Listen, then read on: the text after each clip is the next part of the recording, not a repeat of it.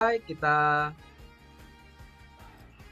berdoa sesuai dengan keyakinan agama masing-masing. Semoga perjalanan kita atau semoga sesi pagi hari ini menjadi sesuatu yang bermanfaat untuk Bapak dan Ibu semuanya. Oke, sebelum kita mulai, kita baca Al-Fatihah bagi yang beragama Islam dan yang lainnya silakan disesuaikan dengan keyakinan agama masing-masing. Al-Fatihah.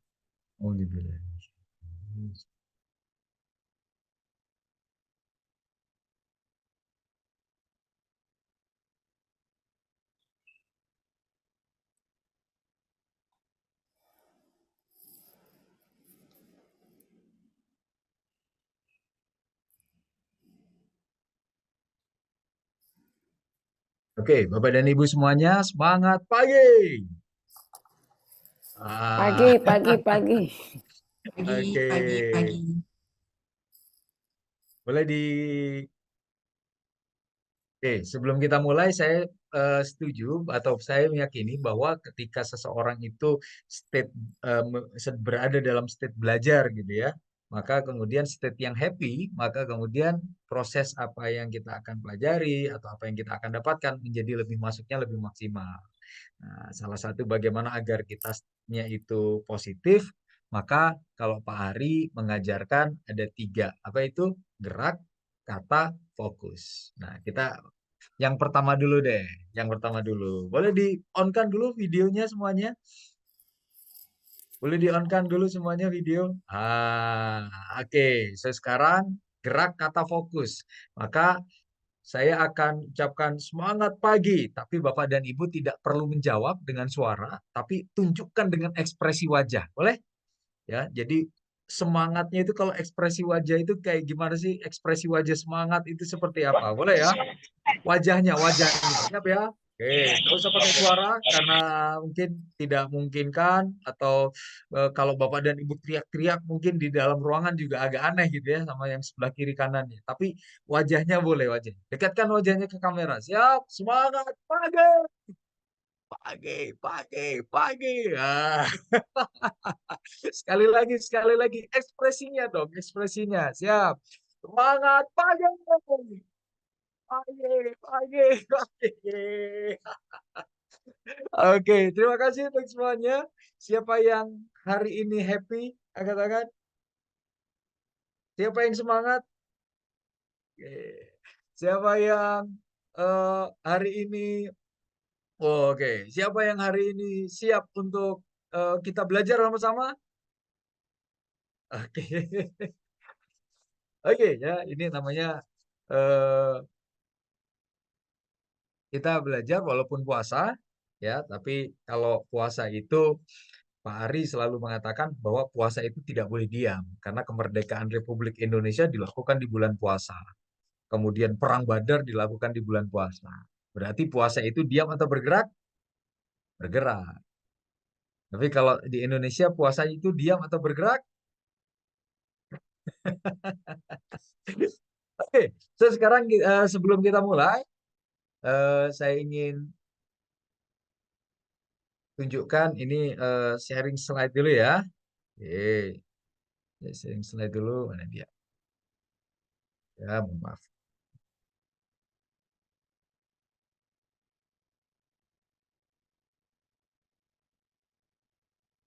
Share.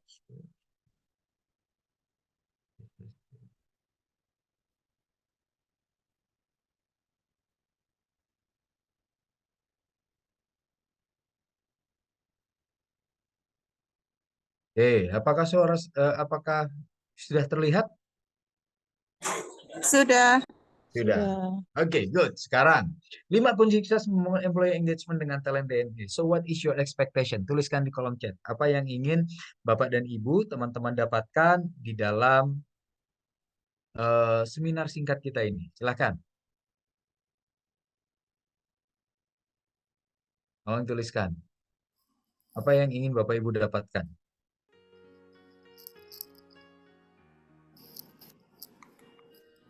Nambah ilmu. Itu jawaban yang tidak bisa disalahkan ya.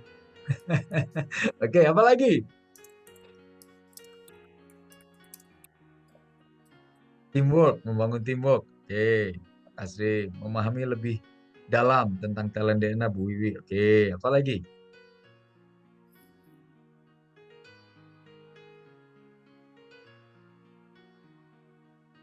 Lebih loyal, menambah wawasan dan membangun teamwork. Oke, apa lagi? Mengelola bawahan yang lebih senior. Wah, oke. Bagaimana karyawan lebih engage? Bangun tim yang baik. Bisa mengeksplor talent DNA lebih baik. Oke. Bagaimana agar kalian engage? Keahlian baru dalam membangun employee engagement. Bu Ati, mengelola membangun tim dengan tepat.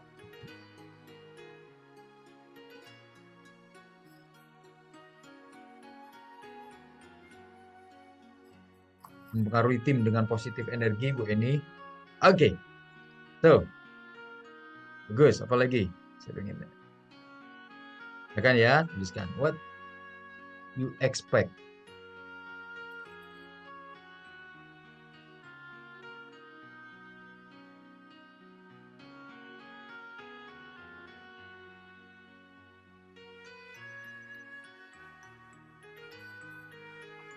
Bahkan,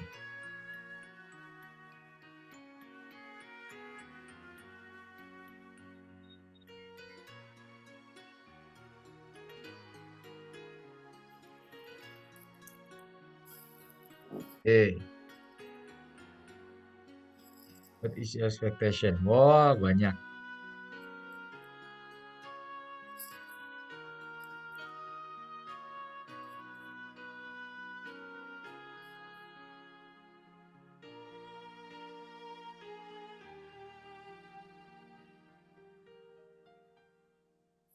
Meningkatkan kesejahteraan mental dan emosional, memahami lebih jauh, mendapatkan kredit. Oke, good. Sekarang mari kita lihat.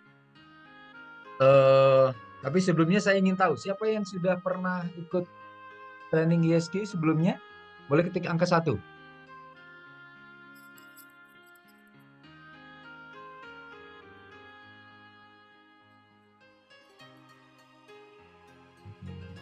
Siapa yang belum ketik angka 0?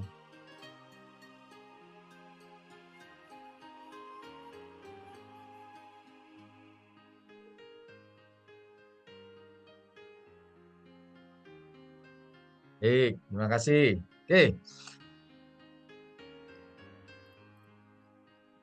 Empower dengan mengetahui talent DNA. Kemudian saya ingin tahu siapa di sini yang sebagai leader. Ketik angka 2. Kalau Anda leader, Anda punya tim, ketik angka 2. Oke, banyak ya.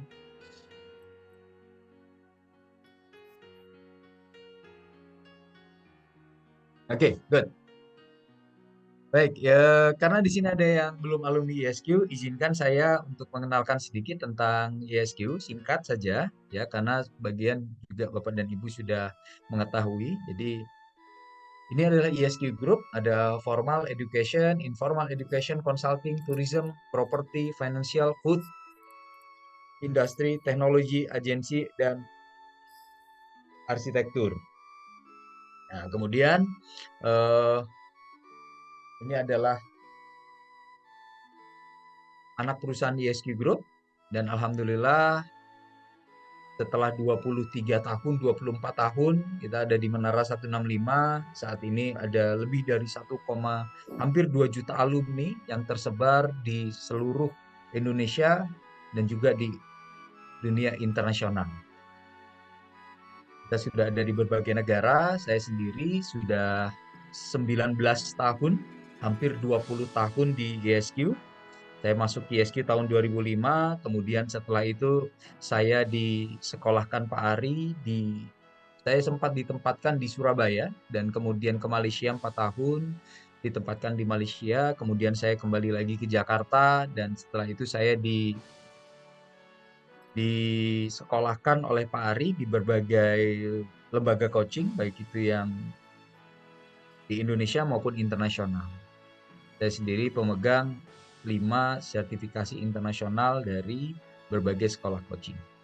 Oke, sekarang kita akan sama-sama ada sebuah research yang dilakukan oleh Gallup dan saya ingin bertanya kepada Bapak dan Ibu, setuju tidak dengan research ini? Oke, ini kita lihat. Bagi banyak pemimpin, tahun 2023 menghasilkan tantangan yang tampaknya sulit, bahkan mustahil untuk dipecahkan. Tren media sosial seperti berhenti kerja secara diam-diam, kita pernah dengar ya, quiet quitting. Atau kemudian bare minimum Mondays, hari siap. Wajarlah Senin itu nggak aktif, wajarlah Senin itu nggak produktif. Merasuki tempat kerja dan menciptakan kebiasaan kerja rendah. Siapa yang setuju? Siapa yang setuju? Quiet quitting. Ya, tentu bukan kita, tapi di dalam tim.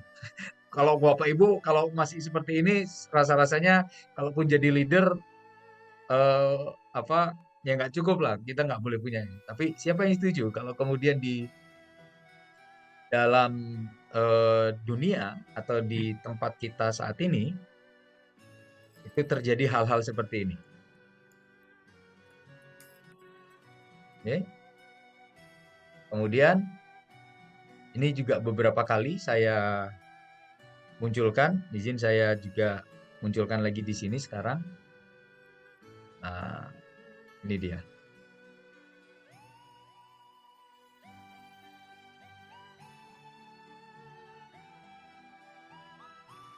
Challenges today. Ini data kalau ini. CEO hampir 40% CEO mengatakan perusahaan perlu berubah untuk menghadapi ketidakpastian ekonomi dalam 1 dekade ke depan.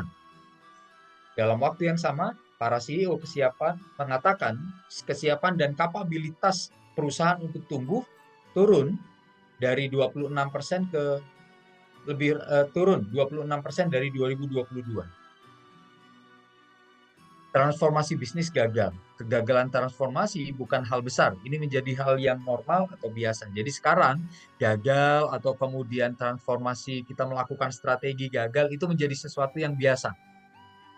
Setuju? Dan kemudian siapa yang setuju bahwa keadaan ekonomi ke depan itu semakin sulit diprediksi? Setuju? Kemudian kepastian menjadi semakin tidak pasti. Setuju?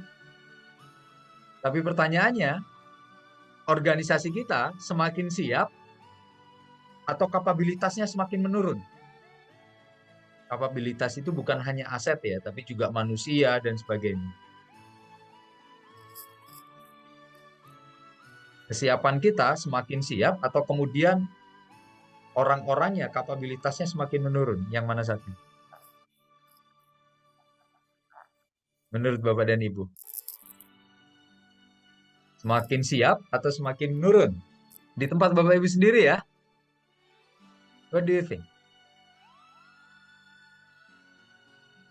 Semakin ready atau semakin tidak ready? Oke.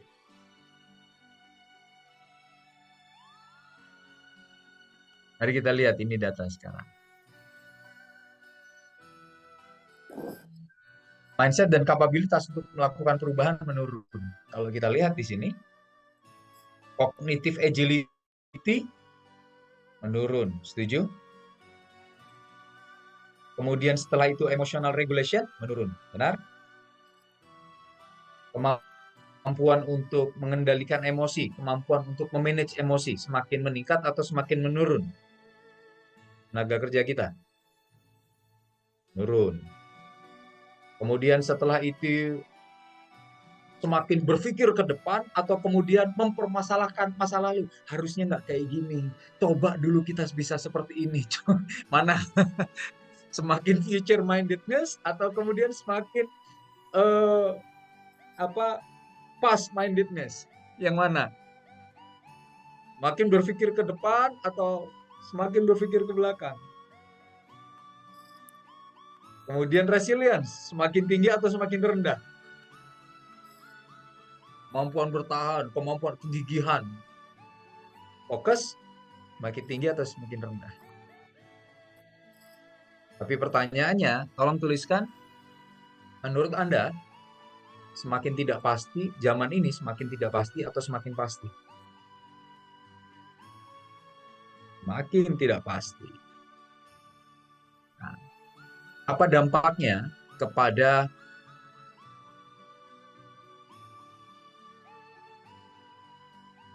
apa dampaknya ketika ketidakpastian semakin tinggi, target semakin tinggi atau semakin rendah?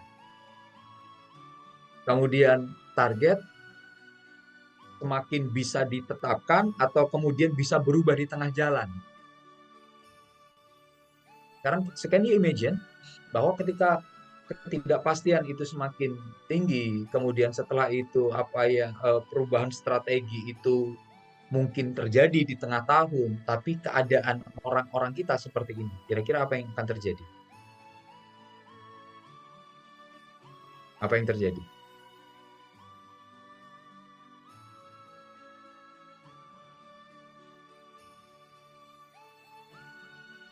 terhadap karyawan kita? Apa yang terjadi? Frustasi, apalagi timpangan, apalagi apalagi kesiapan mereka menurun, mentalitas mereka menurun, mereka semakin takut terhadap ketidakpastian, mereka semakin mengharapkan kepastian, tapi pada saat yang sama, Anda nggak bisa, Anda harus merubah strategi, Anda harus kemudian merubah eh, target, Anda pada saat yang sama, Anda juga harus beradaptasi gitu. Menuntut mereka dituntut beradaptasi. Kira-kira secara mental apa yang akan terjadi? Dampaknya kepada perusahaan gimana? Dan kemudian dampaknya kepada Anda yang sebagai pemimpin gimana? Tekanan darah semakin tinggi atau semakin rendah? Tekanan darah semakin tinggi atau kemudian normal? Ya, betul. Dampaknya apa? Dampaknya ini kan, work-life balance menurun, stress management menurun, self-compassion menurun, resilience menurun, optimism menurun, self-satisfaction menurun, harapan menurun, emotional regulation menurun, self-belonging menurun. Nah, pada saat yang ini, pada saat yang sama, Anda naikin target, kira-kira apa yang terjadi?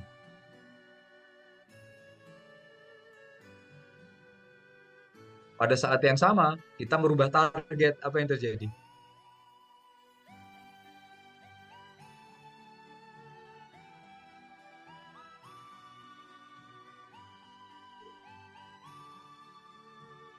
Jadi apa kesimpulannya?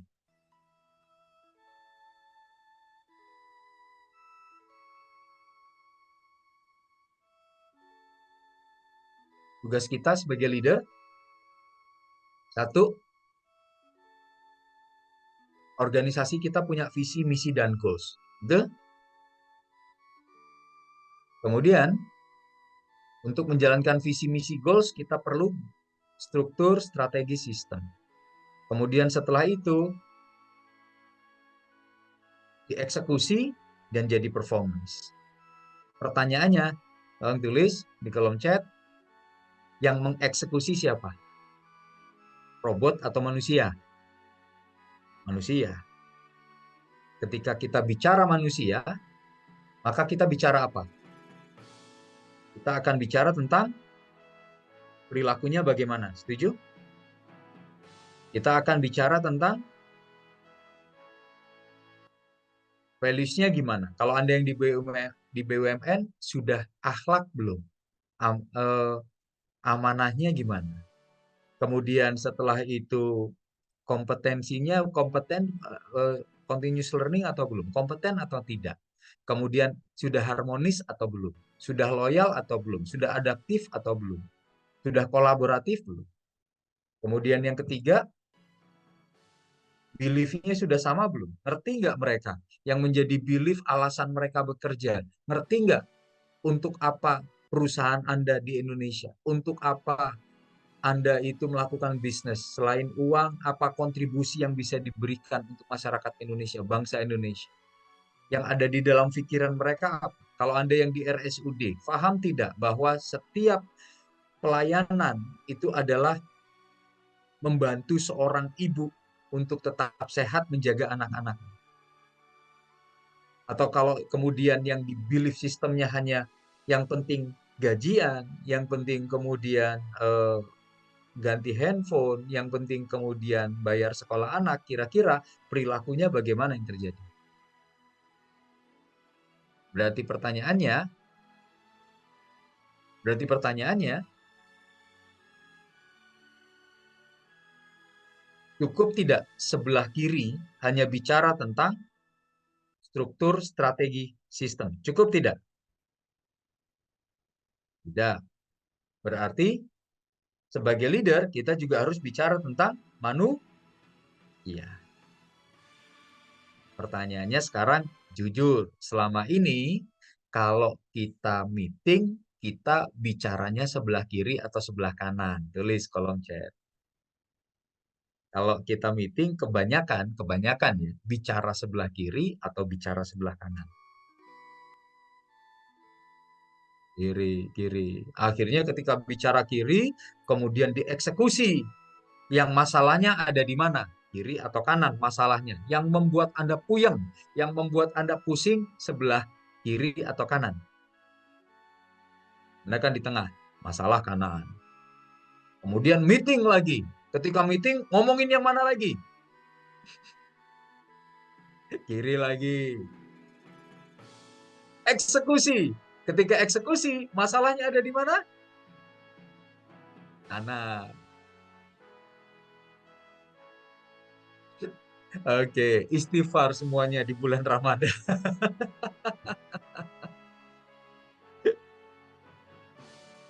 Oke, so sekarang kita akan lihat sekarang ya. Ini ada sebuah data tentang bagaimana caranya agar kita bisa manage yang sebelah kanan lebih baik. Saya ingin tanya, berapa persen milenial di tempat Anda atau Gen Z di tempat Anda? Silakan tuliskan di kolom chat. Berapa persen?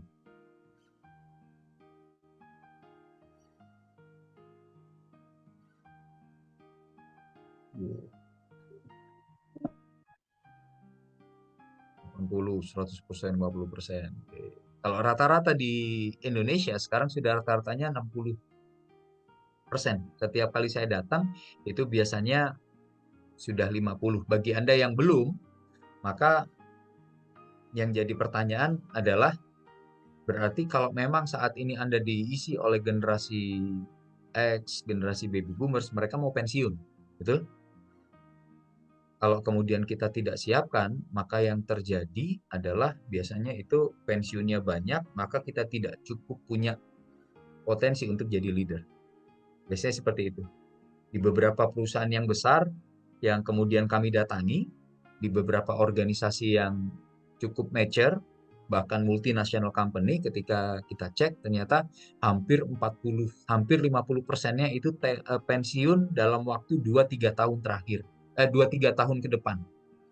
Dan saat ini mereka punya masalah bagaimana untuk meningkatkan, develop para milenial, Gen Z yang notabene baru usia kerjanya di bawah 5 tahun untuk menjadi leader. So, hati-hati ya, hati-hati. Itu mungkin sudah harus Anda pikirkan sebagai leader. Oke, eh berikutnya, ini ada sebuah data yang menarik dari Gallup.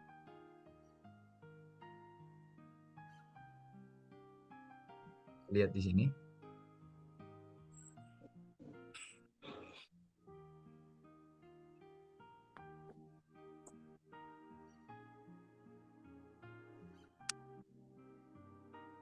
44% of employees worldwide say they are stressed. Ini data dari Gallup. 44% dari pegawai seluruh dunia mengatakan mereka berada dalam keadaan stres. Kalau global employee-nya 44%, tapi ketika dibandingkan atau kemudian kita lihat datanya dengan karyawan-karyawan yang engagement-nya tinggi, ketika kemudian di-compare seberapa stres mereka, mereka mengatakan bagi orang-orang yang engage, angka itu menurun jadi 30%. Artinya kalau kita tanya, lu stres nggak? Kepada orang-orang yang memang engage, masuk dalam kategori engage di dalam engagement survey, mereka mengatakan ya memang sih stres, tapi tidak lebih sedikit stresnya dibandingkan orang yang actively disengage. Jadi kalau orang yang actively disengage itu stresnya 56%. Tapi kalau orang yang engage itu stresnya menurun menjadi 30%. So, apa yang bisa Bapak dan Ibu lihat di sini? Artinya, karyawan yang memiliki engagement lebih tinggi mengatakan stres lebih sedikit daripada karyawan yang actively disengage. Artinya, ada area yang bisa dilakukan oleh pemimpin untuk membantu karyawan lebih bahagia. Setuju? Dan kalau Bapak Ibu lihat, hampir 70% lebih faktor engagement atau engagement drivers itu ditentukan oleh para leader. Para leader ini bukan hanya menjadi role model ya, itu sudah lama, tapi para leader ini kenapa para leader? Karena Anda yang membuat keputusan, policy. Setuju? Anda yang memberikan penghargaan, benar? Anda yang memberikan atau memberikan reward dalam arti kalau orang yang achieve Anda reward atau tidak. Kemudian setelah itu kalau ada orang yang berperilaku sesuai dengan akhlak atau corporate values Anda berikan reward atau tidak. Itu kan keputusannya ada di leader. Kebanyakan leader apa yang dilakukannya? Ketika yang melanggar diberi hukuman, ketika yang tidak melanggar dibiarkan. Ketika yang telat ditegur habis-habisan, ketika yang datang on time 1 bulan nggak pernah terlambat dibiarkan. Kenapa? Ya itu udah kewajiban. Ini data. Maka kemudian apa yang bisa kita lakukan sebagai seorang leader, seorang leader atau kemudian kalau kita punya tim, apa yang kita harus bangun di dalam tim kita, terutama kalau di bawah kita ada seorang leader juga, artinya ada manajer di dalam organisasi kita. Yang pertama adalah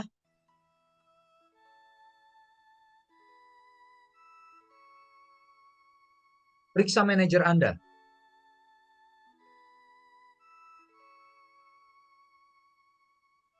Bagaimana caranya meningkatkan engagement? Ada sebuah survei yang mengatakan bahwa karyawan yang berbicara kepada atasannya tentang goals dan kesuksesan mereka dalam 6 bulan terakhir menunjukkan 2,8 kali lebih engage dalam bekerja.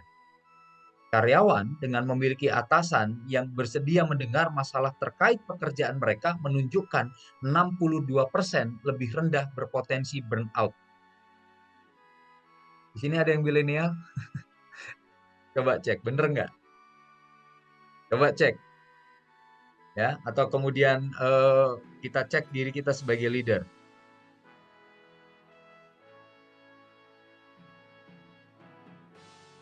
Jadi ketika kita mengajak berbicara tentang goals kesuksesan mereka dalam 6 bulan terakhir, menunjukkan 2,8 kali lebih engage dalam bekerja. Tapi apa yang terjadi biasanya? Bicara dipanggil masuk ke ruangan leader ketika ada masalah. Ketika target nggak achieve. Ketika kemudian ada perilaku yang salah. Maka pertama, apa yang harus dilakukan? Cek apakah kita sebagai leader punya kemampuan komunikasi yang baik, atau siapa di sini yang ada masalah dengan milenial? Masalah di dalam perusahaannya ada masalah komunikasi antara Gen X dengan Gen Y, Gen X dengan Gen Z, cross generation. Ada masalah? Kenapa? Karena kecenderungan orang yang Gen X kan dibesarkan dengan cara ceramah, telling, betul ya? Udah, gak usah kebanyakan tanya, kerjain aja, nanti juga ngerti sendiri siapa yang dulu pernah diperlakukan seperti itu. Tapi kemudian apakah cara tersebut masih bisa kita gunakan untuk generasi sekarang? Tidak. Maka train and develop your managers atau train and develop. You have to develop yourself. Anda harus tidak bisa kemudian iya saya tahu, saya berhasil. Maka ketika Anda berhasil, ada satu yang sering dikatakan bahwa tidak mungkin Anda berhasil seorang diri. Tidak pernah mungkin ada orang yang berhasil dengan one man show. Maka dia harus membangun tim. Pertanyaannya sekarang, stok di luar sana adalah Gen Z. Yang cara komunikasinya beda, yang kemudian cara mendevelopnya beda, kemudian cara berbicaranya berbeda. Jadi ada seorang ada orang cabang yang komplain ke pusat, Bu ya kalau rekrut yang benar. Tapi kemudian sama orang pusatnya, Bapak mau stok yang kayak gimana? Di luar yang ada stoknya kayak gitu semuanya, Bapak mau pilih yang mana? Oke, itu yang pertama. Kemudian yang kedua adalah train and develop your manager. Kemudian berikutnya adalah you have to establish coaching support to prevent burnout. Tadi sudah dijelaskan bahwa sekarang yang diperlukan bukan kalau dulu manager, kemudian leader, tapi sekarang yang diperlukan adalah coach. Jadi tagline-nya adalah boss to coach training, boss to coach. Bukan lagi memerintah, tapi kemudian mengempowerment. Bukan lagi kemudian memberi arahan, tapi kemudian melibatkan untuk mencari solusi bersama. So, mau nggak mau, saat ini Anda harus menguasai coaching. Gaya kepemimpinan sudah berubah. Mulai dari fokus kepada diri, tapi sekarang fokus kepada tim. Sudah bukan lagi memberikan arahan perintah, tapi lebih dominan kepada bertanya dan melibatkan, memintai pendapat, dan men-challenge. Kemudian satu juga yang penting,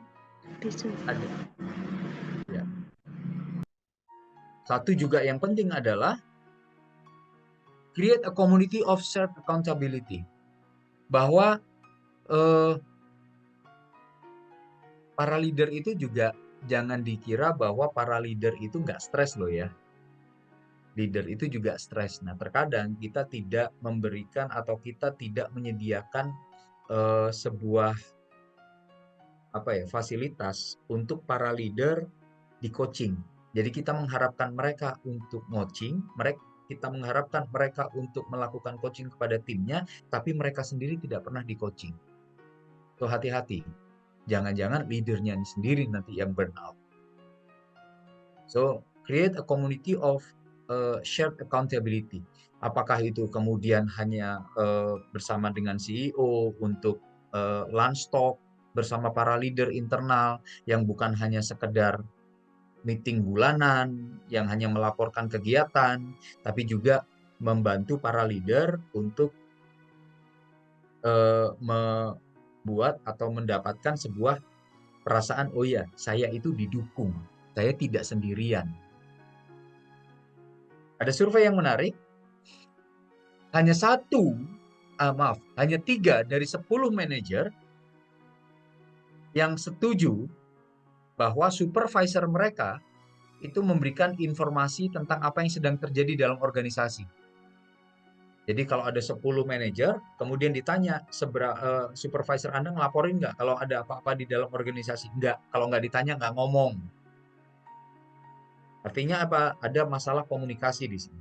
Hanya 48 manajer strongly agree that they currently have the skill needed to be exceptional at their job. Hanya 48% manajer yang setuju bahwa saat ini mereka sudah punya skill yang mereka perlukan untuk menjalankan pekerjaannya. Artinya apa? Kebanyakan atau 1 dari 2 manajer, 50%, hampir 50% manajer mengatakan atau para leader mengatakan bahwa I don't have skill now. Jadi ini menjadi concern bagi Anda Terutama kalau Anda di sisi HR, di bagian pelatihan, atau Anda leader yang punya manajer di bawah Anda. Oke.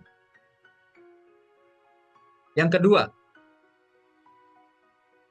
yang harus dilakukan adalah meaningful conversation. Jadi percakapan yang meaningful. Apa itu percakapan meaningful? Cirinya biasanya 5. Apa itu? Yang pertama adalah berisi recognition, appreciation for recent work. Jadi dia rekognisi atau dia penghargaan, kemudian dia itu mengapresiasi dari prestasi saat ini, itu yang disebut dengan meaningful conversation. Kemudian collaboration and relationship. Jadi kalau sekarang coba cek saja ketika kita ketemu sama anak buah, banyak kan masalah pekerjaan atau masalah tentang hubungan atasan bawahan, hubungan interpersonal yang lebih baik. Lebih banyak tentang masalah pekerjaan atau kemudian ini tentang bagaimana saya bisa menjadi rekan yang bisa mensupport Anda. Meaningful conversation juga current goals and priorities at work. Kemudian sebetulnya cukup 15 sampai 30 menit is enough. Jadi bisa disambi sebelum kita bicara tentang tugas, sebelum kita bicara tentang pekerjaan yang akan dilakukan, bisa 15 menit kita luangkan just to talk about their life, just to talk about their feeling, just to talk about their dream, about their family. Kemudian meaningful conversation berarti juga employee strength or the things that they do well. Artinya banyak ketika bicara yang kita jadikan topik diskusi adalah apa kelemahan yang bisa ditingkatkan. Kenapa tidak sekali-sekali kita bicara tentang apa hal baik yang sudah dia lakukan dan bagaimana mengoptimalkannya. Ada sebuah fakta yang menarik. Ini ada di Nebraska University. Jadi ada sebuah penelitian di Nebraska University. Mahasiswa yang mau diajarkan atau yang ingin mempelajari cara membaca cepat, speed reading, pada 1.000 mahasiswa di Nebraska School. Kemudian sebelum mereka diajarkan modulnya, mereka ditanya atau mereka dilakukan tes, simple test, tentang comprehensive reading. Tentang bagaimana caranya membaca, sejauh mana mereka bisa membaca cepat, memahami dari bahan bacaan. Kelompok pertama itu 90 kata per menit. Artinya dalam 1 menit mereka mampu membaca ya kurang lebih setengah halaman. Kemudian satu lagi 350 kata per menit. Artinya dalam waktu 1 menit mereka sudah bisa membaca kurang lebih 1 halaman. Kemudian dikelompokkan. Setelah itu mereka diajarkan membaca cepat. Dari yang 90 naik menjadi 150. Pertanyaannya, 350 menjadi berapa? Jadi kalau yang tadinya 90 diajarkan membaca cepat, mereka bisa meningkat menjadi 150 kata per menit. Pertanyaannya, kalau yang 350 kata per menit menjadi berapa?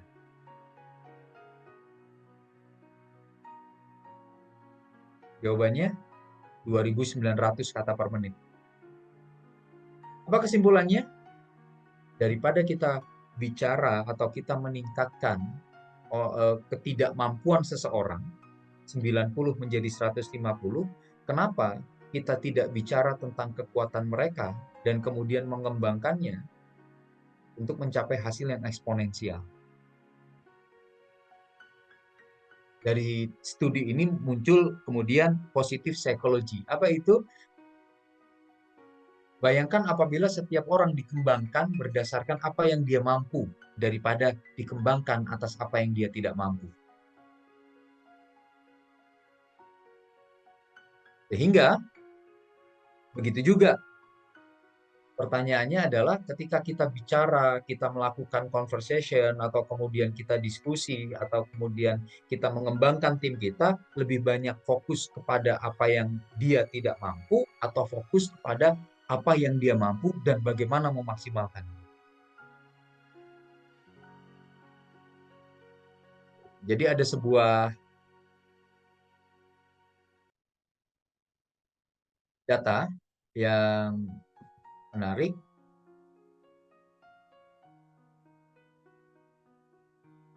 Ketika my leader focus on strength and positive characteristic, maka yang engage berapa persen? 61%. Yang not engage berapa persen? 38%. Actively disengage 1%. Ketika leader fokus bicara tentang kelemahan seseorang, maka engage-nya berapa persen? 45. Not engage menurun, tapi yang actively disengage dari 1% menjadi 22%. Nah, ini yang bahaya. Kalau dibiarkan, nggak pernah diajak omong, nggak pernah disapa, kemudian setelah itu nggak pernah diajak diskusi, hanya bicara tentang tugas, hanya bicara tentang pekerjaan, yang engage jadi berapa persen? 2. Yang kemudian not engage, 57. Kemudian yang actively disengage jadi berapa persen? 40. Oke, tolong. Sekarang cek. Jujur ya, jujur. Kita masuk yang nomor 1, 2, atau 3. Ayo jujur, tulis di kolom chat. Ayo jujur. Kita masuk yang nomor 1, nomor 2, atau nomor 3. Atau keadaan kita, organisasi kita. Organisasi kita, perusahaan kita, adanya di nomor 1, nomor 2, atau nomor 3. Tolong tulis di kolom chat. Yang mana? Yang mana? Jujur ya, perusahaan deh, nggak usah kita. Perusahaan kita. Wah, 3, nomor 3. Wah, bahaya. 2, alhamdulillah. 3, 2, oke.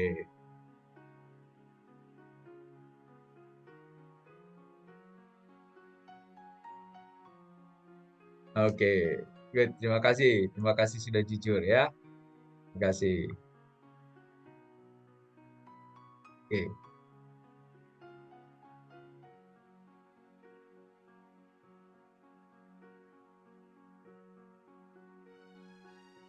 Oke, sekarang kita lanjut. Sekarang kenapa kita perlu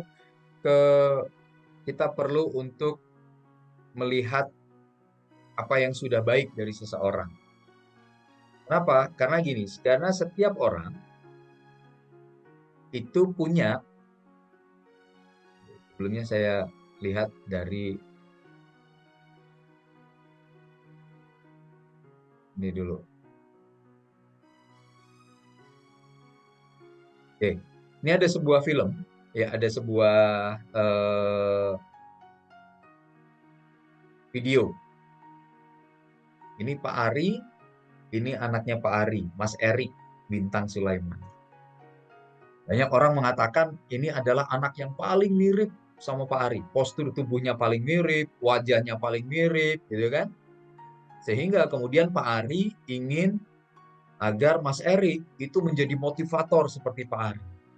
Mas Erik itu menjadi pembicara seperti Pak Ari, jadi trainer seperti Pak Ari. Lalu apa yang terjadi? Mari kita lihat. Ketika dipaksakan, apa yang terjadi? Masih ingat kisah 4 Rudi? Hal itu terjadi dengan anak saya yang bernama Erik Bintang Sulaiman. Kata orang, badannya amat mirip dengan saya. Namun saya rasakan sifatnya sangat berbeda dengan saya. Erik pendiam, saya energizer, sesuai dengan talent DNA saya. Lalu saya ajari dia karate. Saya paksa Erik supaya karakternya mirip dengan saya. Tapi semakin lama saya rasakan sifatnya jauh berbeda dengan saya. Contoh, kalau beli motor, saya motor baru. Dia lebih suka motor tua, bahkan motor rusak sekalipun, lalu diperbaiki. Lalu saya katakan, belilah motor baru, kalau perlu saya bantu. Tapi tetap dia beli motor lama. Lalu dengan DNA talent, saya temukan bahwa ternyata talenta dia adalah fixer atau suka memperbaiki segala sesuatu. Dan kolektor suka mengumpulkan ilmu, tanaman, atau barang. Tapi ternyata Erik juga direktif, yaitu dorongan kuat untuk mengarahkan. Artinya dia sebenarnya ada motivasi di dalam badannya yang diam itu. Serta personalize, yaitu kesediaan untuk menghargai perbedaan. Tapi juga saya baru tahu bahwa Erik itu signifikan, yaitu keinginan untuk tampil dan dihargai. Saya pikir dia tidak butuh penghargaan. Saya baru tahu, padahal nampaknya dia pendiam dan tidak butuh penghargaan. Hampir saya salah memahami Erik. Sekarang Erik maju dengan passion dan DNA talentnya. Dia menjadi eksportir internasional tanaman hias langka dan sudah punya cabang distributor internasional di Jerman, di California, di Kanada, di Manchester, serta Singapura. Sekarang Erik sudah berkeluarga, hidup bahagia, dikaruniai 3 anak yang lucu. Karena ternyata harmoni adalah kekuatan talentanya. Pantas keluarganya tenang-tenang saja. Dan tetap dia beli motor bekas, diperbaiki lagi, dan saya harus memujinya karena DNA expectation-nya membutuhkan itu. Oke, apa yang Bapak dan Ibu lihat? Berapa banyak orang tua yang memaksa anak-anaknya untuk menjadi seperti dirinya dia? Kalau orang tuanya sukses sebagai elang, maka anak-anaknya dipaksa untuk terbang. Yang tidak diketahui adalah anaknya adalah kelinci yang bisa lari cepat. Atau kemudian berapa banyak leader yang sukses sebagai bebek yang berenang, akhirnya dia paksa semua timnya untuk bisa berenang. Yang dia tidak ketahui adalah timnya adalah tupai yang pandai memanjat pohon, kelinci yang pandai berlari cepat, dan elang yang pandai untuk terbang lebih tinggi. Akhirnya apa yang terjadi? Walaupun timnya sudah paru-paru basah, tetap aja dianggap orang yang tidak punya potensi. Ayo, siapa yang pernah merasa dibanding-bandingkan? Gimana rasanya dibanding-bandingkan? Tulis di kolom chat. Gimana rasanya ketika dibanding-bandingkan dengan kesuksesan orang? Gimana rasanya ketika dibanding-bandingkan dengan eh, saudara sendiri? Gimana rasanya dibanding-bandingkan? Wah, termotivasi. Gimana rasanya walaupun sudah berusaha sekuat mungkin, tapi tetap dianggap tidak berpotensi.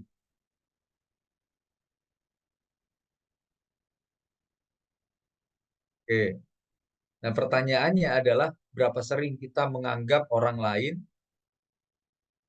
dan kita ingin membentuk orang lain seperti kita sukses sebagai leader tanpa kita mengetahui tentang sebetulnya apa.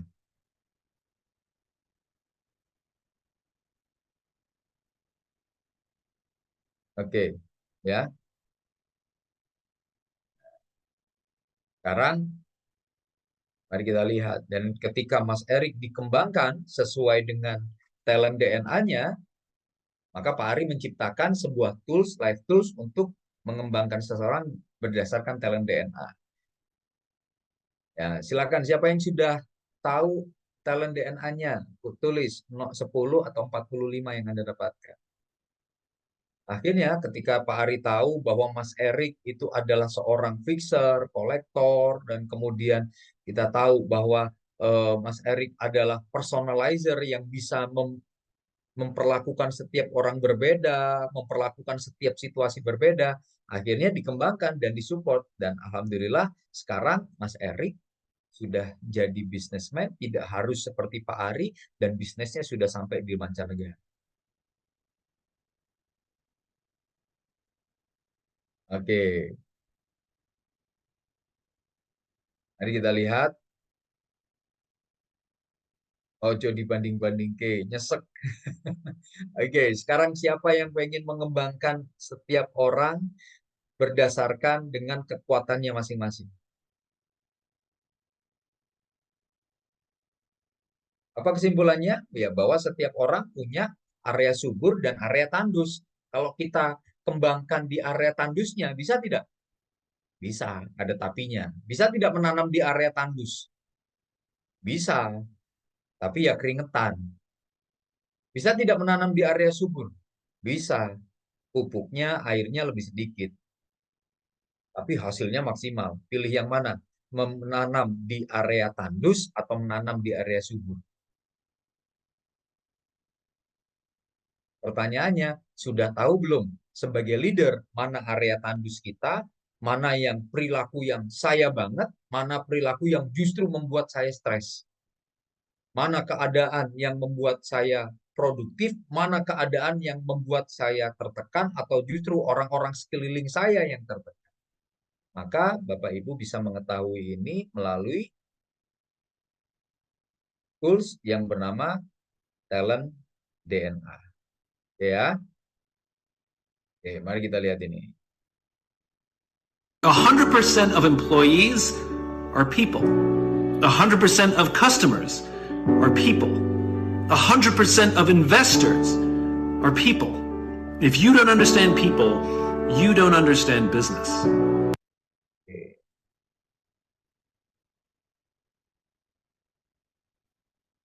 If you don't understand people, you don't understand business. Pertanyaannya adalah, have you understood your people? Sudah belum kita mengetahui orang-orang kita? Oke, sekarang mari kita lihat langkah berikutnya. Oke, sampai sini kalau ada yang mau ditanyakan, silakan ya kalau di kolom chat. Coach, rata-rata seorang leader bisa fokus mengembangkan DNA talent berapa orang di bawahnya. Karena beberapa kasus ada leader yang punya boundary, akhirnya jatuh ke kondisi 2 dan 3. Oh, 2 dan 3, 2 dan 3. Oke. Oke. Nanti saya jawab di akhir ya. Oke. Kemudian berikut yang juga penting. Jadi tadi yang pertama apa? Check in your manager, langkah pertama. Yang kedua adalah meaningful conversation. Meaningful conversation itu apa? Menghargai, menunjukkan support, kemudian membantu dia untuk memprioritaskan tugas, nggak lama-lama, 15-30 menit. Satu lagi adalah fokus kepada strength, fokus kepada develop strength. Kenapa? Karena 80% employees who say they have received meaningful feedback in the past week are fully engaged. 80% karyawan yang mengatakan bahwa mereka menerima meaningful feedback minggu terakhir itu lebih engage, tergantung tidak tergantung pada berapa lama mereka bekerja di office. Jadi sebetulnya ketika walaupun mereka lakukan office di luar office hour, mungkin mereka Sabtu Minggu tetap bekerja, mungkin mereka Anda minta untuk bekerja sampai larut malam, tapi ketika mereka mendapatkan meaningful feedback, maka itu semuanya terbayarkan. Pertanyaannya, sudahkah kita memberikan mereka meaningful conversation?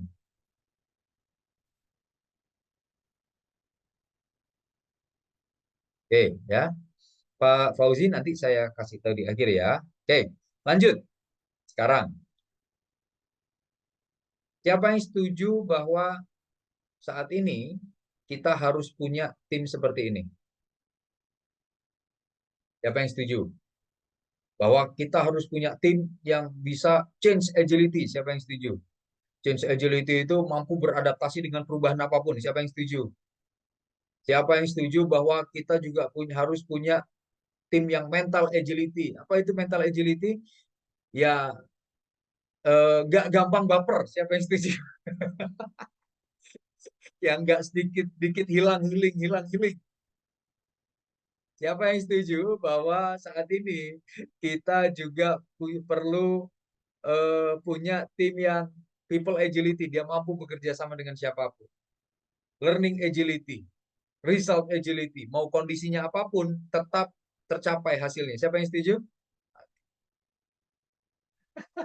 Bisa, kata siapa?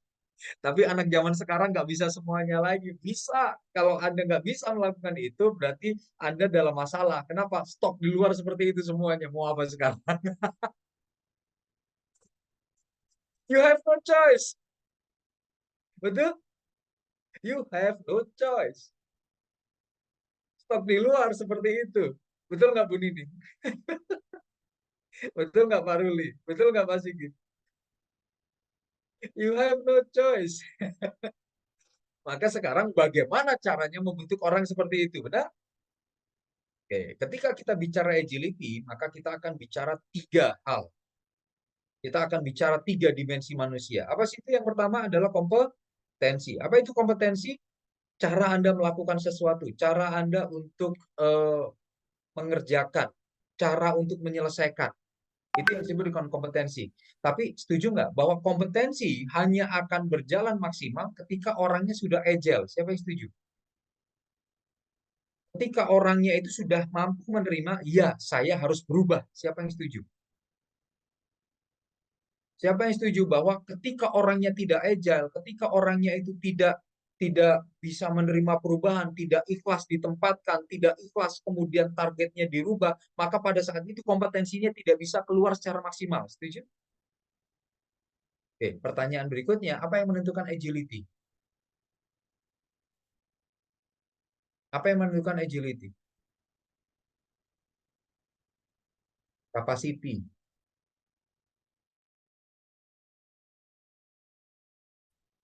Siapa yang pernah naik KRL zaman dulu? KRL yang gelantungan di luar. Siapa yang pernah ngerasain? Berdirinya di dalam atau di luar itu? Saya termasuk anak kereta yang dirinya di pintu. Oke. Kemudian ketika ketemu sama Pak Wimbo, kemudian Pak Hari tanya, Pak Wimbo, apa yang kok bisa KRL itu atau kemudian kereta api Indonesia itu bertransformasi seperti saat ini? Kemudian jawabannya satu, kata Pak Wimbo, Hari, tidak bisa di sini jawabannya Pak Hari. Jawabannya bukan di sini, karena kita akan selalu berperang dengan calo, kita akan selalu berperang dengan eh, apa fasilitas kereta api yang sudah lama dan usang, kita akan berperang dengan mentalitas karyawan. Jawabannya bukan pada dimensi logika, Pak Ari. Jawabannya apa? Dia tepuk dadanya kayak gini, dia tepuk, jawabannya adalah niat. Niat untuk memperbaiki kereta api Indonesia. Tepuk tangan dulu untuk KAI. Jadi jawabannya tolong katakan, terletak pada kompetensi atau terletak pada meaning purpose? Mana? Terletak pada kompetensi, tahu cara melakukan sesuatu, atau keinginan besar mengabdi kepada bangsa? Meaning purpose.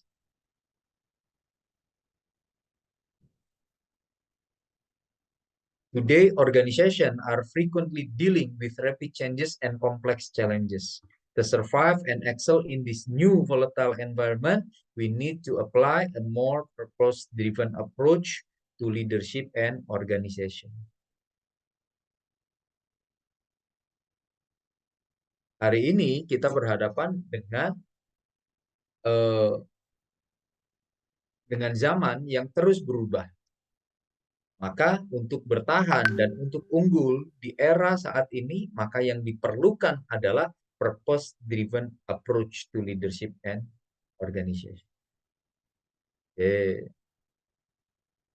Pertanyaannya sekarang dari skala 1 sampai 10. Tolong tulis di chat. Jujur ya, jujur. Organisasi kita, angkatan kerja kita, tim kita, satu itu nggak ngerti, nggak peduli tentang tujuan untuk apa organisasi ini didirikan, kontribusinya kepada Indonesia. 10, sangat paham dan sangat menjiwai meaning purpose organisasi. Tolong tulis di kolom chat. Dari skala 1 sampai 10. Jujur. Jujur. Ayo. Meaning purpose. Ngerti nggak untuk apa organisasi Anda ada di Indonesia? Satu, itu karena bekerja itu nggak ngerti, yang penting adalah gajinya berapa, bonusnya berapa? 10 saya bekerja. Kenapa? Ini adalah kontribusi saya untuk bangsa Indonesia. Ayo tulis jujur. 1 sampai 10. 1 orientasinya adalah duit, uang. 10 orientasinya adalah kontribusi bermakna calling.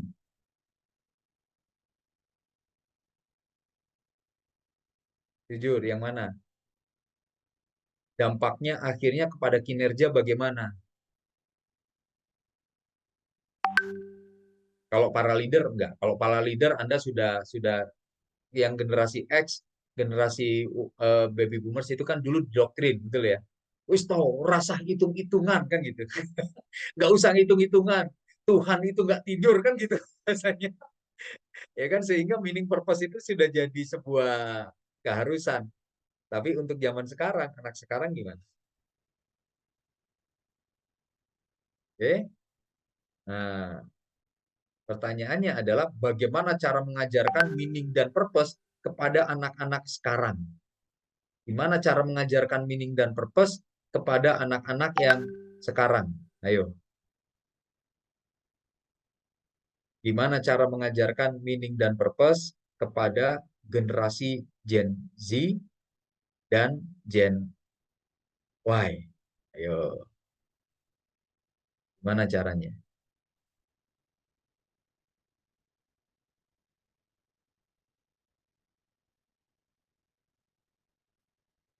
Oke, saya tunjukkan ya sedikit sekilas. Ini caranya bagaimana dengan dialog, dengan conversation bisa memunculkan meaning dan purpose. Izin saya putar, mungkin beberapa Bapak Ibu sudah pernah lihat, tapi kita lihat dari angle yang berbeda. Kita lihat ya.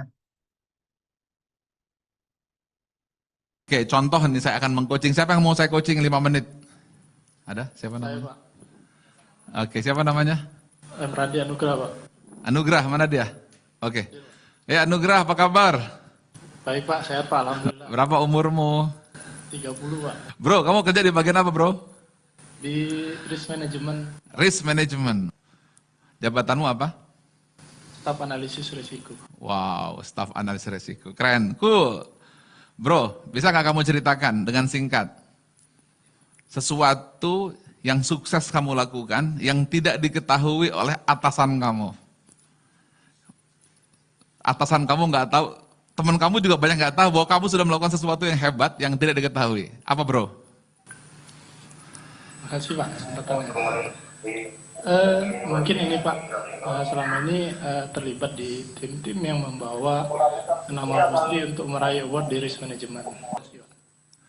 Tolong jelaskan kepada saya, di posisi kamu hari ini, dalam 1 tahun ke depan, hal apa yang ingin kamu lakukan perubahan? Perubahan apa yang kamu akan buat? Sesuatu yang ingin kamu lihat setahun ke depan yang bisa kamu lakukan? Yang bermanfaat untuk Pusri. 1 tahun ke depan, Pak, untuk di bidang pekerjaan saya, mungkin saya akan selaku risk analis ya, Pak ya. Saya akan mengajak teman-teman unit kerja berkolaborasi, Pak. Berkolaborasi. Pertama-tama memberikan inputan Oke. ke manajemen untuk membawa Pusri di tahun 2021 itu mungkin labanya di atas 500 miliar. Yang kamu dengar dan kamu bisa lihat, tolong jelaskan kepada saya, seperti apa bentuk konkretnya setahun ke depan, kemudian sudah jadi kenyataan, bukan yang kamu lakukan, akan seperti apa? Seperti apa yang kamu lihat? Oke. Jadi saya mengimajinasikan gitu, Pak. Jadi teman-teman kita sudah punya mapping pasar yang jelas gitu. Mapping Pak. pasar, Di terus? 2021, kemudian kita punya strategi dan bagaimana menjual produk itu dengan baik gitu kan. Pendekatan apa yang harus kita lakukan mungkin ke pemerintah daerah dan sebagainya. Nanti di 2021 di semester 1 insya Allah sebenarnya grafik kinerja Pusri itu sudah makin membaik gitu, Pak. Wow. Jauh lebih baik dibandingkan dengan tahun 2020. Oke. Impianmu berapa ratus miliar yang bisa kamu berikan? Kalau semua terjual, Pak, 200 miliar untuk Pusri. 200 miliar dari apabila tahun depan terjadi? Iya, Yakin kamu? yakin, Pak. Oke, bagus, 200 miliar, keren. Saya ingin tanya kepada kamu, kenapa itu penting untuk seorang bro melakukan itu? gaji kamu juga nggak ditambah, tapi kamu ingin melakukan itu. Kenapa penting untuk seorang Bro Randi ini? Ya, karena kita Apa yang kamu ingin lihat? sustain, Pak. Kenapa? Kita ingin melihat Pusri terus ada, Mm-mm. merupakan pionir pupuk pertama, jadi saya berharap Pusri menjadi perusahaan yang tetap ada hingga selamanya dan menjadi perusahaan yang membuat para milenial nyaman untuk berada di. Oke, cool. Keren ya. Jadi kamu merasa nyaman. Dan ketika itu terjadi, apa yang ingin kamu lihat? Mungkin saat itu atasan kamu memberikan penghargaan, suasana apa yang kamu lihat saat itu, Bro? Yang kamu dengar, Bro. Tolong kamu lihat, kamu sudah ada di tahun itu, yaitu tanggal 8 September 2021. Ya, kamu dapat 200 miliar, oke, kamu persembahkan ke CEO. Apa yang ingin kamu lihat, kamu dengar, kamu rasakan? Kasih tahu saya, Bro. Mungkin ini Pak, Yang kamu rasakan, Bro. ya yang pasti Saat itu. Pak sangat bahagia dan luar biasa gitu Pak. Apalagi bangga. Justru sebenarnya keberhasilan ini bukan keberhasilan saya pribadi, karena keberhasilan semua rekan-rekan yang ada di Pusri. Wah, cool, Bro. Kenapa kamu merasa bahwa itu penting untuk seorang milenial seperti kamu, Bro? Ya karena milenial itu sebenarnya orang-orang muda yang ingin diapresiasi gitu Pak. Diapresiasi. Ingin diberi ruang gitu kan. Oke, saat itu kamu dapat apresiasi. Apa yang kamu rasakan, Bro? Ya luar biasa Pak gitu Pak. Oke. Hargai dan dilihat oleh semua orang. Cool. Terus apa lagi yang kamu bisa rasakan? Ceritakan, Bro Randy. Ya, Apa yang kamu lihat saat itu? Yang kamu dengar, ada siapa di situ? ada semua CEO, CEO, ada siapa di situ?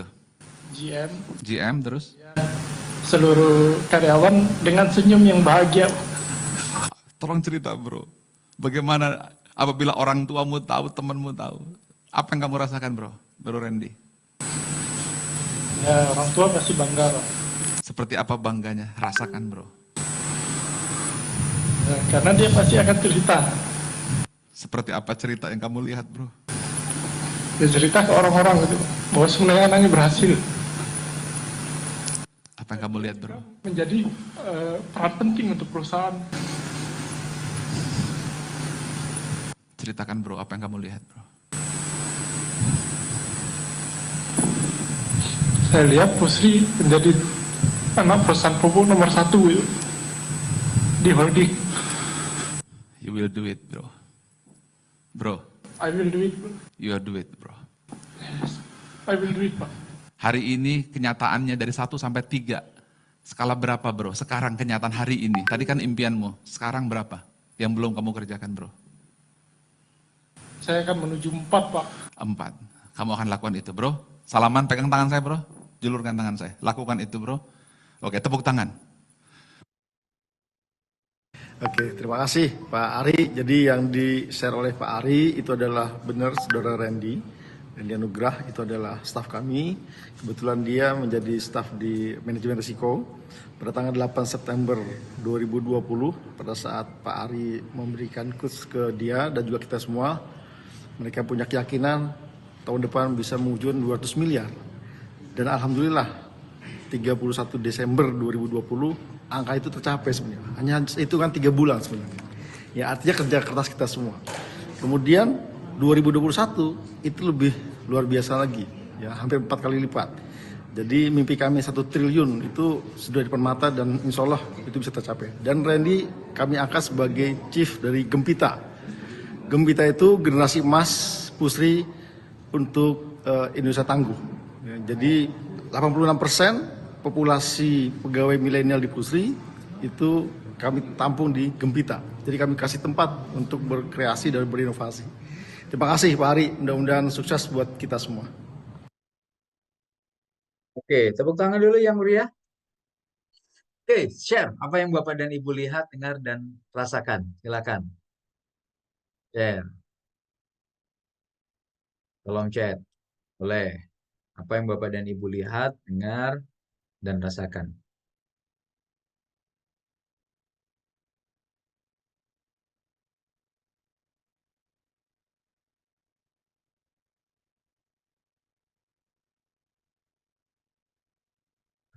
Good. Oke, sekarang mari kita bahas.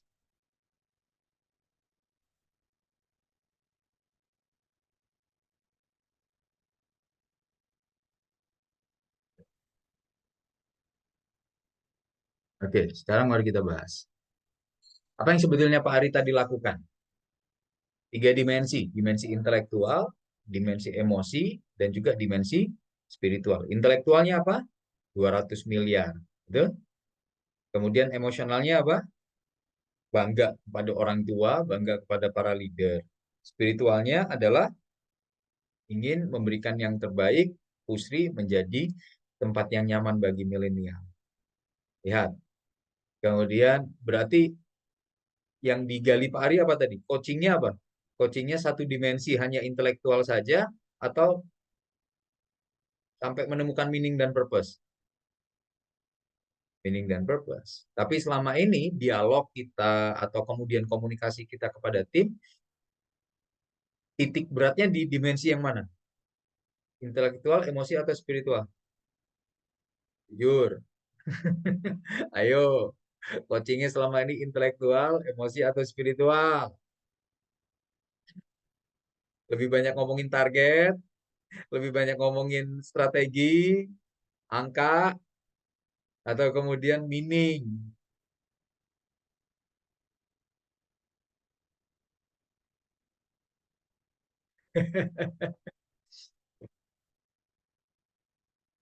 Kebayang nggak ketika kemudian, maka kemudian setelah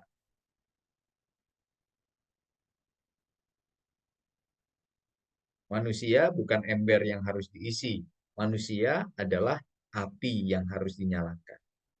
Apa kunci yang ketiga?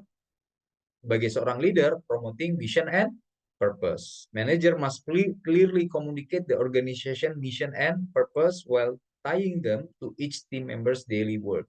Jadi manajer harus mampu untuk membangun komunikasi atau mengcoaching timnya untuk mengeluarkan misi dan visi atau kemudian mission and purpose dari organisasi dan mengkaitkannya kepada daily activity. Dan itu yang selalu dilakukan Pak Ari. Ketika pertama kali buat coaching akademi, apa yang Pak Ari sampaikan kepada saya? Rif, bayangkan kalau setiap orang tua bisa coaching dan kemudian mengajak dialog anak-anaknya tanpa harus marah-marah. Bayangkan apabila seorang guru menguasai ilmu coaching. Bayangkan apabila seorang leader mampu menguasai ilmu coaching dan berhenti untuk doktrin, memerintah, dan tidak mau mendengar. Berarti yang disampaikan oleh Pak Ari, tugas atau meaning dan purpose? Meaning purpose. Tapi selama ini kebanyakan yang dilakukan oleh leader, tugas atau meaning dan purpose? Kebanyakan ya.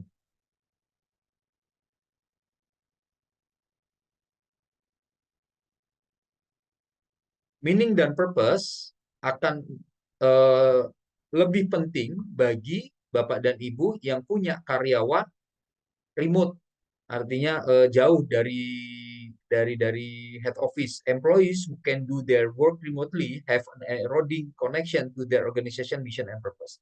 Jadi bagi yang saat ini masih menerapkan WFH atau work from cafe yang jarang ngantor, maka misi dan purpose-nya menjadi lebih banyak berkurang. 28%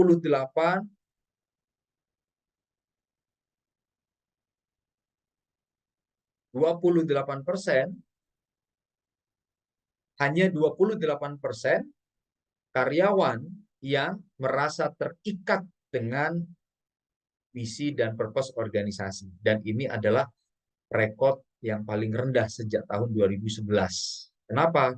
Ketika WFH, ketika kemudian COVID kemarin, orang semakin tidak engage. Para leader, para culture agent, para kemudian change agent semakin susah membuat program-program tentang culture. Betul? Oke, waktunya sudah nggak terasa sudah hampir 1,5 jam. Tepuk tangan dulu untuk Bapak Ibu semuanya. Siapa yang merasa dapat manfaat dari webinar ini? Ketik saya di kolom chat. Oke, Saya singkat aja ya seterusnya ya, karena saya yakin Bapak dan Ibu juga punya activity yang juga penting. Ini dia saya.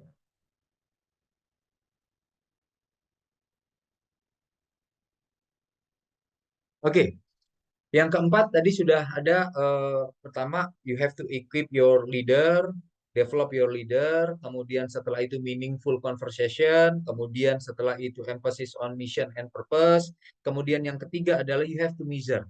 Apa yang Anda nggak bisa ukur, Anda nggak bisa manage. Di sini siapa yang pengen turun berat badan? Udah?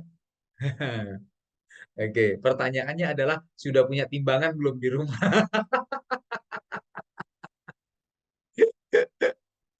Kalau Anda nggak punya timbangan di rumah, maka turun berat badan hanya sekedar mimpi. Kenapa? Karena Anda nggak bisa manage apa yang nggak bisa diukur. Kayaknya saya terlalu gemuk deh. Ah, turun ah. Emang sekarang beratnya berapa? Nggak tahu. Emang mau turun berapa? Nggak tahu. Pokoknya nggak enak aja. Itu sampai 10 tahun lagi nggak akan turun berat badan.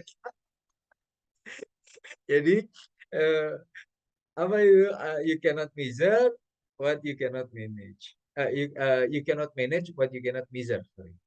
Culture assessment, measure and engagement atau culture signals to employees you care about their feedback and want to know how they are doing. Jadi measuring culture menunjukkan bahwa Anda peduli kepada apa yang dirasakan oleh karyawan Anda. Jadi ini bukan hanya sekedar angka yang harus dicapai. Wah, akhlak indeksnya berapa, kemudian values indeksnya berapa, bukan hanya itu. Tapi ketika kita melakukan culture assessment, maka sesungguhnya kita sedang mengkomunikasikan kepada karyawan bahwa iya, saya itu peduli. Apa sih yang lu mau? The goal is to start a conversation between manager and each of their employees. Culture assessment will do just that by helping employees communicate their needs and managers know which needs they should prioritize. Jadi tujuan dari culture assessment ini adalah agar Bapak dan Ibu ngomong ke bawahannya, culture assessment kita kok kayak gini ya? Emang ada apa sih di bawah? Emang yang kamu rasain itu seperti apa sih? Emang sistem yang membuat Anda nggak engage itu bagaimana sih?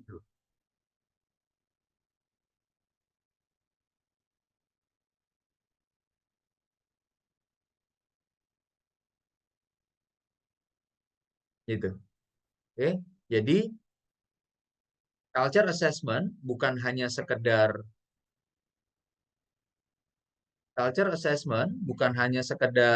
eh,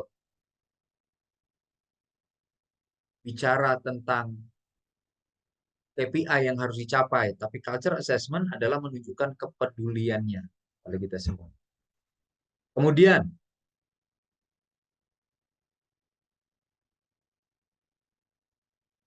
ini juga ada survei tadi, 33% of employees strongly agree the mission or purpose of their organization makes them feel their job is important.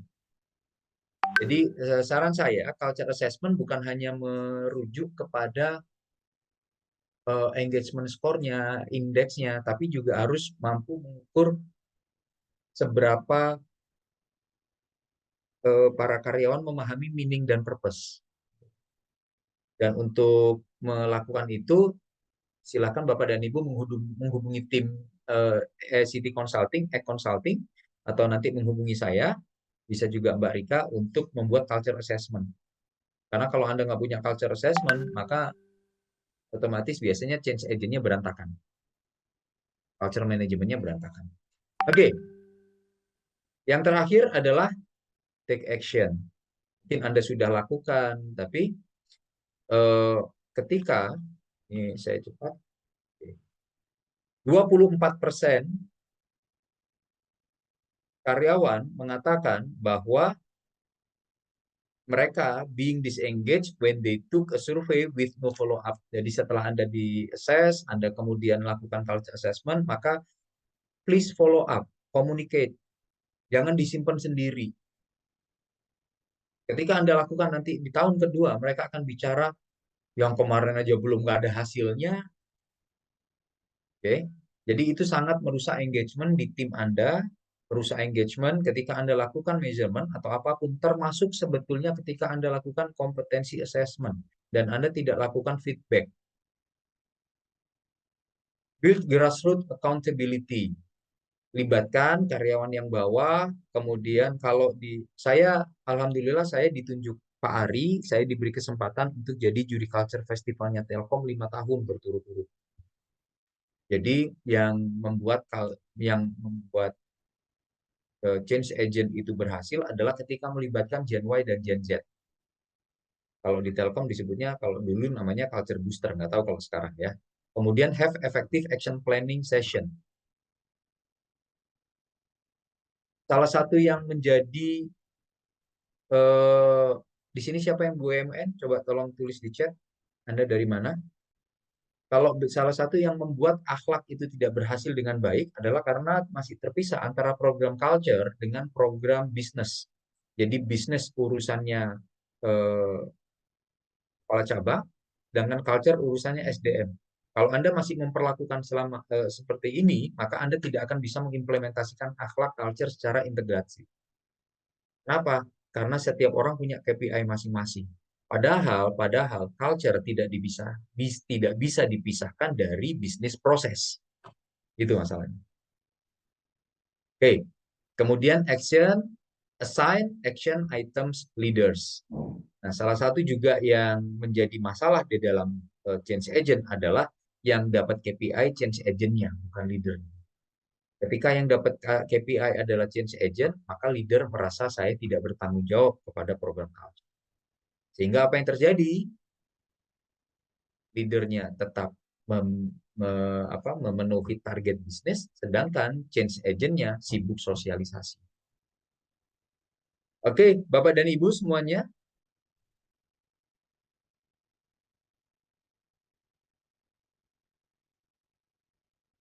Yang terakhir, saya ingin tunjukkan bahwa at the end, ketika kita bicara tentang employee, kita akan bicara tentang relationship. Ketika kita bicara tentang engagement, kita akan bicara tentang relationship. Ketika kita bicara tentang organisasi, kita akan bicara tentang manusia. Relationship are the foundation of leadership. Alhamdulillah. Tepuk tangan dulu yang meriah untuk semuanya. Siapa yang dapat manfaat? Oke, silakan. Mungkin 5 menit terakhir, saya pengen buka untuk tanya jawab.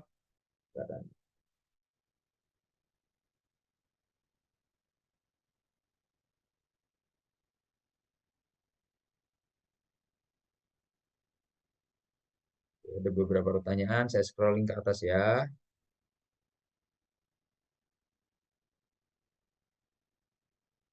Coach, rata-rata seorang leader bisa fokus pengembangan talenta atau beberapa orang di bawahnya, karena beberapa kasus ada leader yang punya bawahan terlalu banyak, akhirnya jatuh ke kondisi 2 dan 3, walaupun dia sebenarnya mampu di nomor 1 tapi over.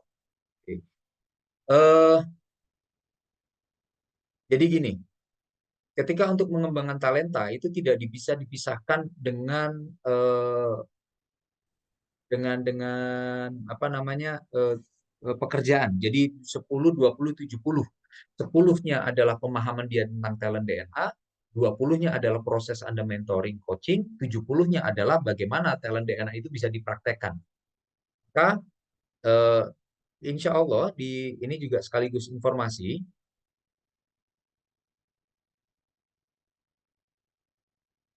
Tanggal 26 saya sebentar lagi akan melakukan training talent DNA coaching. Bagaimana melakukan coaching dengan menggunakan talent DNA. Jadi talent DNA coaching adalah untuk menumbuh kembangkan seseorang berdasarkan kekuatannya. Dengan talent DNA coaching, maka Anda akan bisa bicara dengan lebih efektif. Oke, ini kurang lebih yang akan kita lakukan. Jadi yang pertama kita bicara tentang human uniqueness, mengenal latar belakang dan pentingnya talent DNA. Kemudian setelah itu bagaimana menggunakan talent DNA untuk building trust. bagaimana kemudian self-awareness, bagaimana dalam perilaku individu, kemudian setelah itu bagaimana kita melakukan coaching untuk membantu orang memahami talent DNA. Jadi nanti kita bisa lakukan terpisah bagaimana caranya untuk mengetahui pattern talent DNA-nya, bagaimana kemudian kita mengaplikasikan talent DNA untuk mencapai kinerja, dan setelah itu bagaimana kita mempersiapkan sesi coaching, membangun tim sinergi, dan juga ini adalah sertifikasi untuk BNSP. Jadi itu. Jadi kalau ditanya bagaimana caranya mengembangkan leader bisa mengembangkan tim talent DNA-nya, ya satu, yang pertama adalah pilih Pareto 20-80. 20% orang yang kontribusi 80% KPI Anda. Oke. Jadi setelah itu masukkan ke dalam habit yang harus dibangun. Jadi habit itu nanti yang terintegrasi dengan pekerjaan. Itu nanti yang kita akan ajarkan di dalam training. Oke, kemudian setelah itu apalagi pertanyaannya tadi? Bagaimana cara mendapatkan talent DNA tools? Oke, bagaimana cara mendapatkan talent DNA tools? Silakan Bapak dan Ibu untuk menghubungi Mbak Rika, atau Bapak juga bisa ikut nanti di training yang insya Allah kita akan buat di tanggal 26, 27, 28 Maret. Insya Allah kita akan buat di minggu depan. Kita akan buat di minggu depan.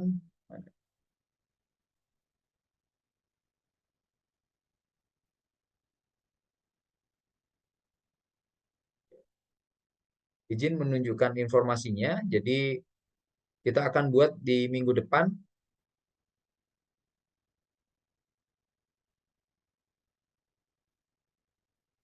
Talent DNA Coaching tanggal 26, 27, 28. Dan untuk registrasinya, ini adalah investmentnya, harga promonya 10 juta untuk offline, 12.500.000 kita buat di Menara 165.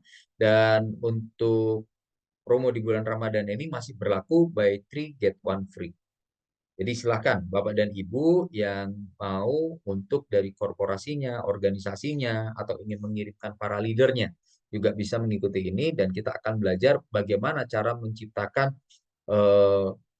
meaningful conversation melalui talent DNA. Ini sangat mudah, sangat mudah. Ya. Oke.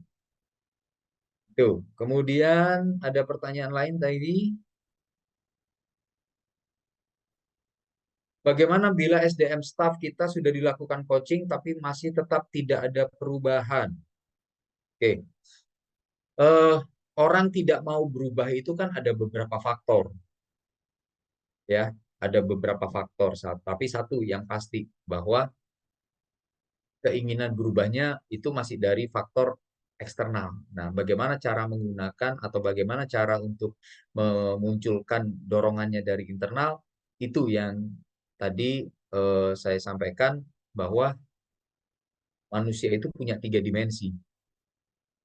Punya 3 dimensi. Dimensi intelektual, dimensi emosional, dimensi spiritual. Nah, banyak orang yang terjadi apa? Yang terjadi adalah seringkali orang itu dipaksa untuk mengeluarkan kompetensi yang terbaik, tapi tidak mengerti meaning dan purpose. Ini yang berwarna hitam ini belenggu, yaitu merasa tidak diperlakukan adil oleh manajemen, merasa tidak diperlakukan adil oleh atasan, dan kemudian merasa dizolimi ketika bekerja, ditambah orientasinya hanya berapa gaji dan berapa bonus. Tapi tangan dan kakinya diminta untuk achieve target. Kira-kira apa yang terjadi? Kira-kira apa yang terjadi? Tidak punya meaning dan purpose, merasa dizolimi oleh manajemen, orientasinya bekerja hanya berapa gaji dan berapa bonus. Tapi tangan dan kakinya dipaksa untuk achieve target. Inovasi. Kira-kira apa yang terjadi? Tolong tulis kolom chat. Jadi saya alhamdulillah disekolahkan Pak Ari setelah coaching. Pak Ari juga belajar coaching, certified coach. Setelah kembali ke Indonesia, Pak Ari bilang, oke, ini ada satu dimensi coaching yang tidak diajarkan. Apa itu? Dimensi spiritual yang di bawah sini. Itu yang tidak diajarkan. Maka kemudian Pak Ari bilang, Arif, kita buat aliran coaching sendiri. Maka Pak Ari membuat ESQ 3.0 coaching. Nanti kapan-kapan kita akan. Oke, yang lainnya silakan. Ada lagi pertanyaan?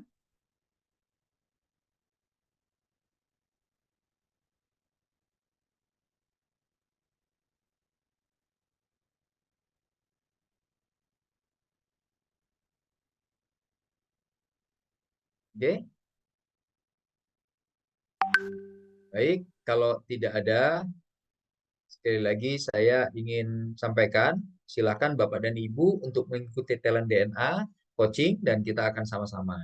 Oke, sini siapa yang mau tertarik untuk ngikutin ini Talent DNA coaching? Silakan boleh ketik angka 1 dan kemudian nanti Mbak Rika akan menghubungi Bapak dan Ibu atau Bapak dan Ibu bisa langsung klik link yang ada di kolom chat tersebut. Silakan. Bagi Bapak dan Ibu yang perlu proposal, perlu penawaran, silakan untuk menghubungi Mbak Rika ya. Oke, Bapak dan Ibu semuanya, demikian berapa jenis pelatihan coaching yang ada. Satu, biasanya saya buat 3.0 coaching. Oh ya, terima kasih pertanyaannya. Yang kedua adalah coaching for meaning and purpose. Jadi untuk Anda yang memang betul-betul ingin menjadi seorang coach profesional atau ingin membentuk internal certified coach, maka kita juga ada paket training ESQ coaching double degree. Jadi Bapak Ibu dapat sertifikasi dari BNSP dan juga dari ICF. Berpotensi untuk Bapak Ibu mengikuti program ICF. 4 bulan program dari April hingga Agustus.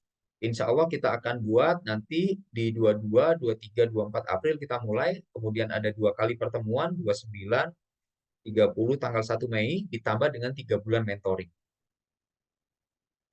Oke, 3 bulan mentoring, harganya 35 juta untuk promo offline.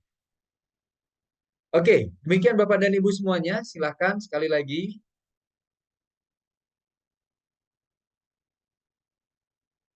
Kalau mau bertanya seputar pelatihan lain, bisa ke Mbak Rika. Sebaiknya kita mulai dari mana yang belum pernah. Sebaiknya kalau memang Pak Zaki mau ikut, silakan ke Talent DNA Coach. Tergantung kebutuhannya. Kalau Bapak sudah punya Talent DNA dan kemudian ingin mengembangkan orang dengan Talent DNA, silakan Bapak dan Ibu mengikuti Talent DNA Coaching. Karena itu kita akan fokus untuk mengembangkan Talent DNA. Atau bagi Bapak dan Ibu yang sudah menjadi konsultan Talent DNA dan ingin mengembangkan orang lebih mendalam, ikuti Talent DNA. Bagi Bapak dan Ibu yang ingin membangun karir sebagai profesional coach atau ingin membentuk internal certified coach, silakan untuk mengikuti program ESQ 3.0 Coaching Camp. Oke, demikian. Ada lagi pertanyaan? Kalau tidak ada, manusia bukan ember yang harus diisi, manusia adalah api yang harus dinyalakan.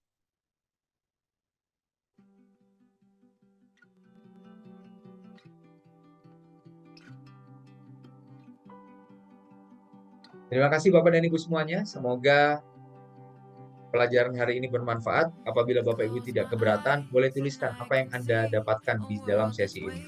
Silakan tuliskan di kolom chat hingga kita bisa menginspirasi yang lain, berbagi kebaikan kepada Ibu. Silakan tuliskan di kolom chat.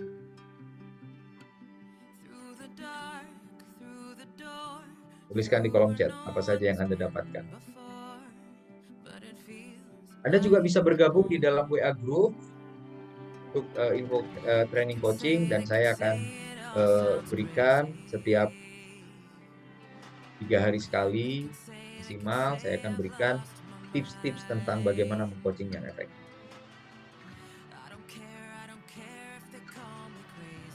Termasuk juga materi ini saya akan berikan nanti di dalam